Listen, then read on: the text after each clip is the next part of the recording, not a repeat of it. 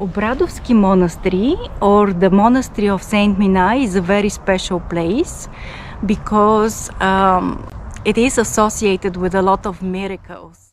The monastery is situated about 7-8 kilometers northeast of Sofia. There is no evidence to show when exactly this monastery was built and then destroyed, but in 1927 some people from the village discovered ruins from the old monastery. According to a local legend, the monastery was established in the 11th century. At this time, the complex represented 40 chapels. Some were dedicated to Saint Apostles Peter and Paul, Saint Nicholas, Saint Kozma and Damyan, and others.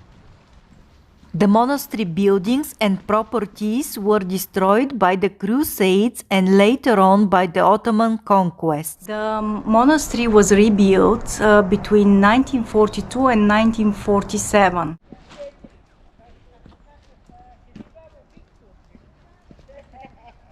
It's named after Saint Mina. Saint Mina was of Egyptian origin, and he died in the name of God. He was tortured and beheaded because he didn't accept worshipping idols. At the time he was in the Roman army. He was serving over there. And as you know, during that time, there were a lot of prosecutions against Christians, and he refused to worship those idols. That's why he was beheaded.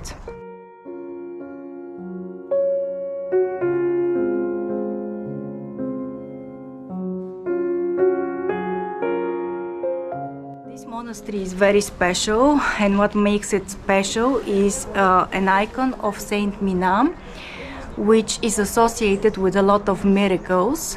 So there are many people who come to spend the night over here, and they have serious illnesses like cancer, and I've heard of miracles happening over here.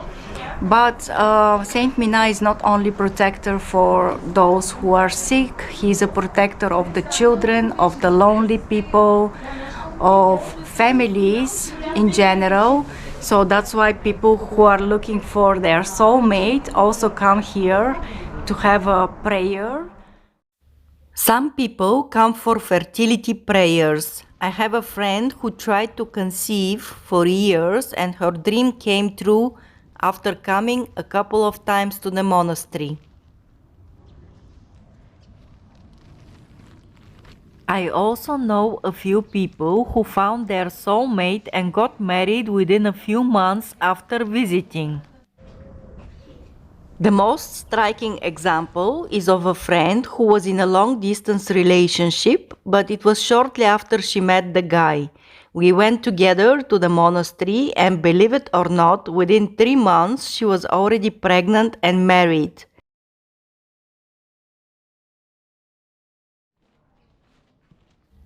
If you wish, you can bring an empty bottle and fill it with holy water.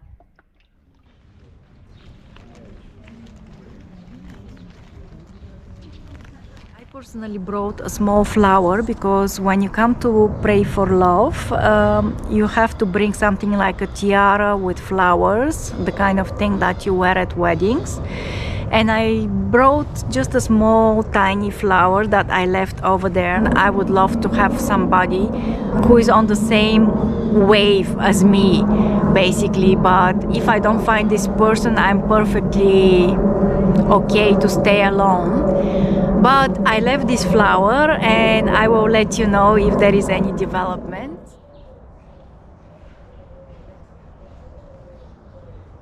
Saint Mina is also protector of the business affairs. Maybe 15 years ago, when I started a job in the hotel industry, I started as a supervisor, and someone told me to come here and unlock the monastery 3 consecutive mornings. And this is supposed to open up doors for you and to bring luck into your career. And the truth is that very shortly after this, I was promoted from a supervisor to assistant executive housekeeper. I was working at a 5-star hotel at the time.